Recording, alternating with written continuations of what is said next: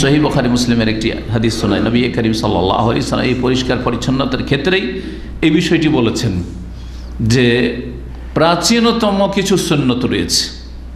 কয়টিকে বলা হয়েছে প্রাচীনতম সুন্নত? ফিতরাতি সুন্নত 5টি, আরেকটি হাদিসে 10টি বলা হয়েছে।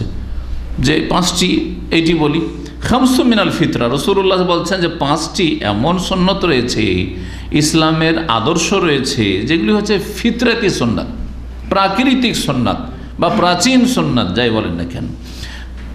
এই জন্য ফিতরাতে সুন্নাত বলা হয়েছে যে প্রত্যেক আম্বিয়া রসুলগণের দিনে ছিল। ইব্রাহিম আলাইহিস সালামের যুগ থেকে শুরু করে, বিশেষ করে ইব্রাহিম আলাইহিস সালামের আগে যদি সবগুলি নাও থাকে, কিছু ছিল কিছু ছিল না, কিন্তু ইব্রাহিম আলাইহিস সালামের যুগ থেকে শুরু করে যত রসুলগণ এসেছেন বনি ইসরাইল, হ্যাঁ, দাউদ হোক, সুলাইমান হোক, মুসা হোক, ঈসা হোক, জাকারিয়া, ইয়াহিয়া হোক, ইউসুফ হোক, হ্যাঁ, ইউনুস হোক, আর তারপরে শেষ নবী মুহাম্মদ রাসূলুল্লাহ আলাইহিমুসসালাতু ওয়াসসালাম, সমস্ত আম্বিয়া রসুলগণের আদর্শ সুন্নাত। সেই জন্য এগুলোকে বলা হয় সোনানুল ফিতরা, প্রাচীনতম সুন্নাত বা প্রাকৃতিক সুন্নাত। 5টি। প্রথম হচ্ছে আল খেতান, খাতনা করা। খাতনা করা, খাতনা করা কেন সুন্নাত? খাতনা করা পরিচ্ছন্নতা।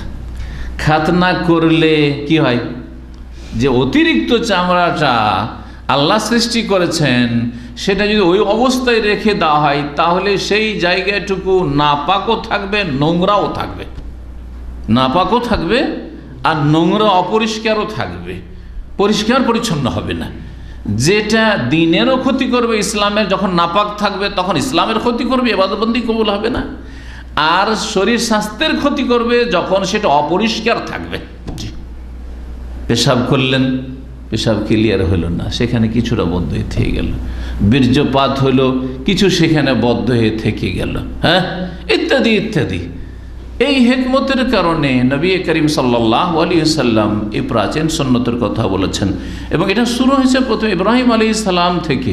ইব্রাহিম আলাইহিস সালামকে আল্লাহ রাব্বুল আলামিন তার বার্ধক্যে, হাদিসে রয়েছে, বার্ধক্যে হুকুম করলেন যে তুমি তোমার নিজের খাতনা করো।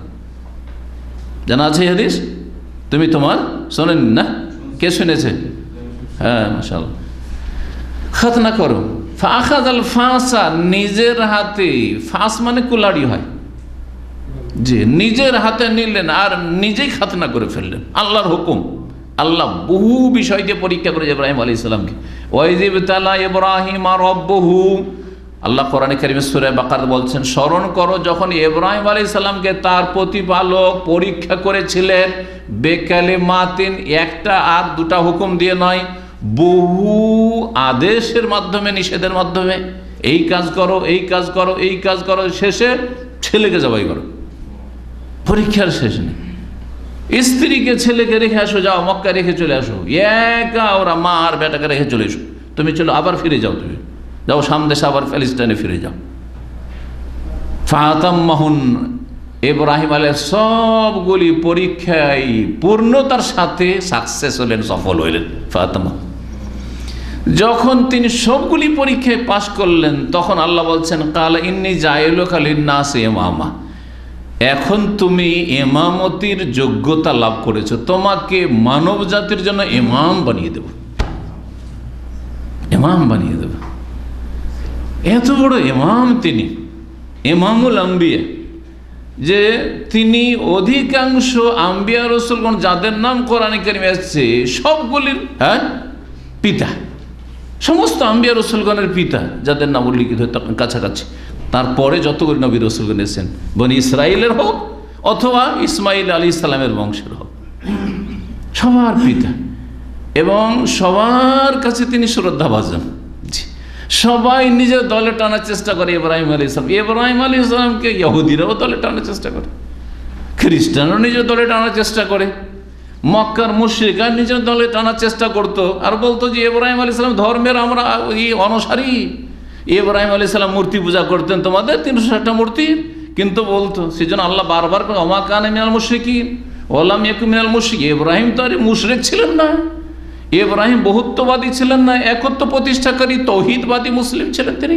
এই খাতনার কথা বলছিলাম, খাতনার মাধ্যমে পরিষ্কার পরিচ্ছন্নতা হাসিল হয়, যেটা আসলে আমাদের বিষয়। ওয়াল ইস্তেহদাদ, এবং ব্লেড অথবা খুর ব্যবহার করে নাভির নিচের পশম পরিষ্কার করা।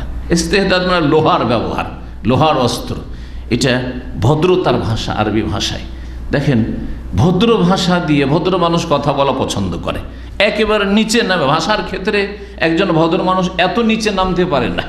যদি একাধিক শব্দ থাকে, যেই শব্দটি বেশি ভদ্রতা প্রকাশ করে সেই শব্দটি একজন ভদ্র মানুষ ব্যবহার করে। তাই ইসলামে ইস্তেহদাদ বলা হয়েছে, নাভির নিচের পশম পরিষ্কার করা। এর মাধ্যমে পরিষ্কার পরিচ্ছন্নতা হাসিল হবে।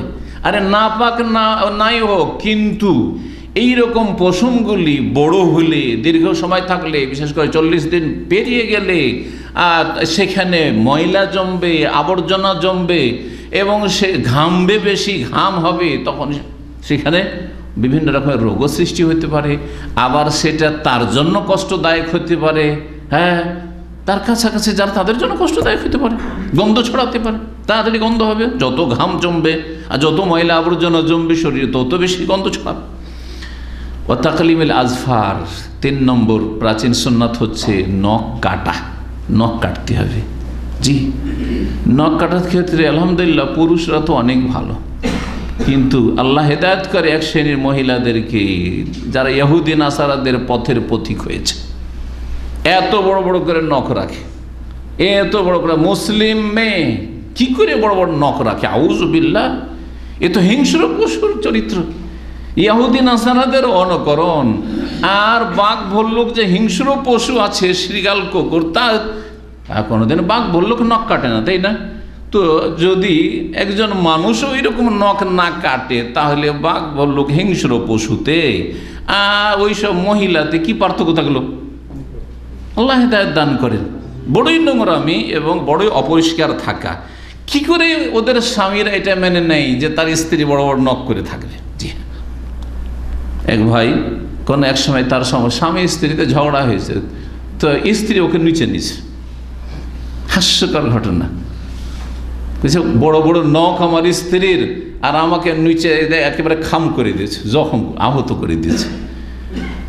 হ্যাঁ, চিন্তা করেন আপনি কেমন, আপনি নেতা, রেজাল কওয়ামুন আলান নিসা, যে আপনার স্ত্রী এত বড় বড় নখ রাখে, সেখানে আপনার কর্তৃত্ব চলে না, তাহলে আপনি তো একজন কাপুরুষ।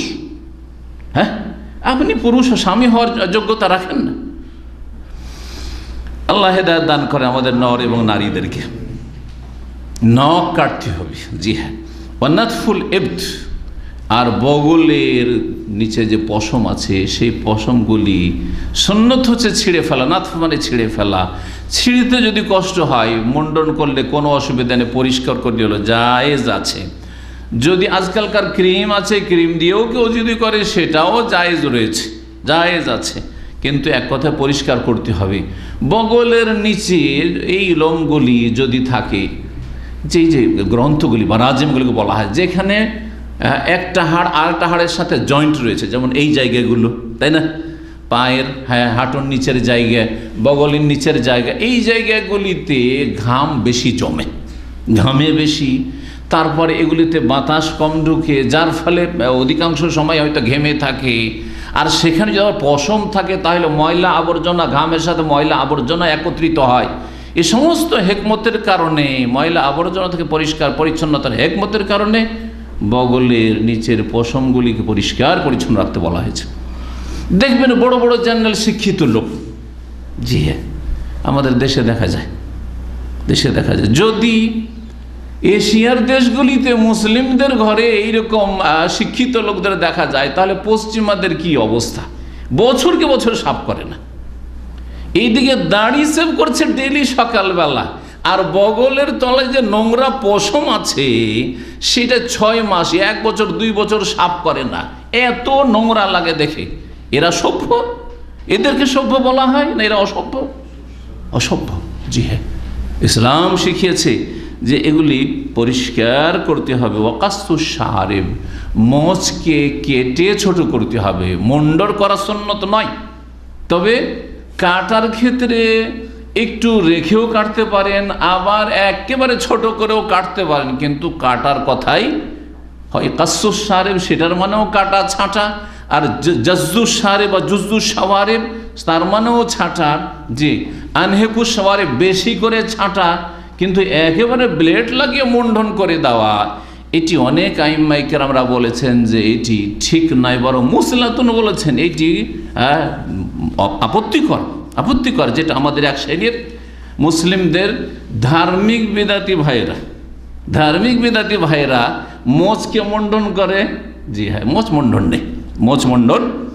নেই, সুন্নত নয়। সুতরাং ভালো করে বিষয়টিকে বুঝেন এবং তারপরে এগুলির হেকমতটাও বুঝেন যে এগুলির উদ্দেশ্য হচ্ছে পরিষ্কার পরিচ্ছন্ন। মোচ যত বড় হবে ময়লা আবর্জনা ঘামবে বেশি, ঘামগুলি জমা হবে, ময়লা আবর্জনা জমা হবে।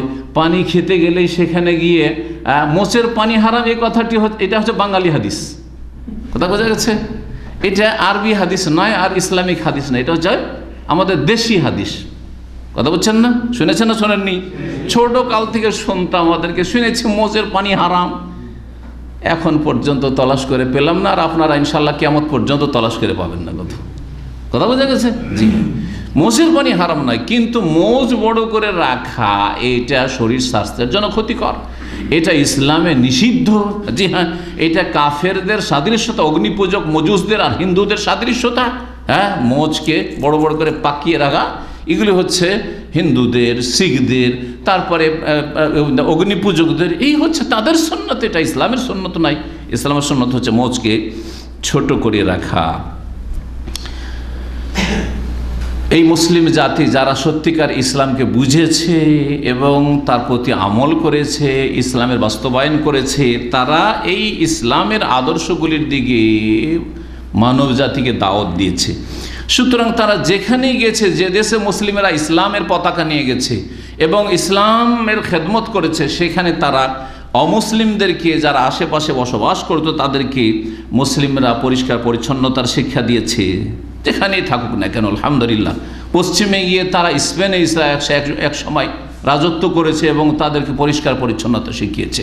পশ্চিমা দেশের খবর যারা সেখানে থাকে তাদের মাধ্যমে জানতে পারি। সুবহানাল্লাহ, সেখানকার বাথরুমগুলিতে কোনো পানির ব্যবস্থা নেই। চিন্তা করেন, যদি পানির ব্যবস্থা না থাকে তাহলে কি করে মানুষ ভালো পরিষ্কার পরিচ্ছন্ন হতে পারে? কি করে পরিষ্কার পরিচ্ছন্নতা হতে পারে? এই টিস্যু আছে, এই টিস্যু দিয়ে একটু মুছে নিল, বাস চলে গেল। আউযু বিল্লাহ। আর তারা নিজেদেরকে সভ্য বলছে, আর আমরাও পাগল হয়ে গেছি, আমরা হীনমন্যতায় ভুগছি। যে তারা মনে হয় সায়েন্স টেকনোলজিতে উন্নতি করেছে, দুনিয়ার ক্ষেত্রে উন্নতি করেছে, তাদের দেশগুলিকে উন্নত দেশ বলা হচ্ছে। তার মানে আমরা তাদের কাছে দুর্বল, আমাদের কাছে কিছুই নেই, আর ওদের কাছে সব কিছু আছে। আরে ভাই, ওদের কাছে কিছুই নেই, একমাত্র দুনিয়ার সামান্য কিছু আছে। আপনাদের কাছে দুনিয়ার সব কিছু আসবে যদি আপনারা আল্লাহর দিনটাকে ঠিক করে নেন। কিন্তু বড়ই দুঃখের বিষয় যে মুসলিমরা আল্লাহর দিন থেকে যখন সরে গেছে, তখন আল্লাহ তাদের কাছ থেকে দুনিয়াও কেড়ে নিয়েছে। আর দিন তাদের কাছ থেকে যখন হারিয়ে গেছে, দুনিয়া যখন কেড়ে নিয়েছে, তখন তারা কাফেরদের গোলামিতেই নিজেকে ধন্য মনে করেছে। আল্লাহ এসব মুসলিমদেরকে ইসলাম এবং সংশোধন করার জন্য তৌফিক দান করেন এবং হীনমন্যতা থেকে মুক্তি আল্লাহ রাব্বুল আলামিন লাভের তৌফিক দান করেন।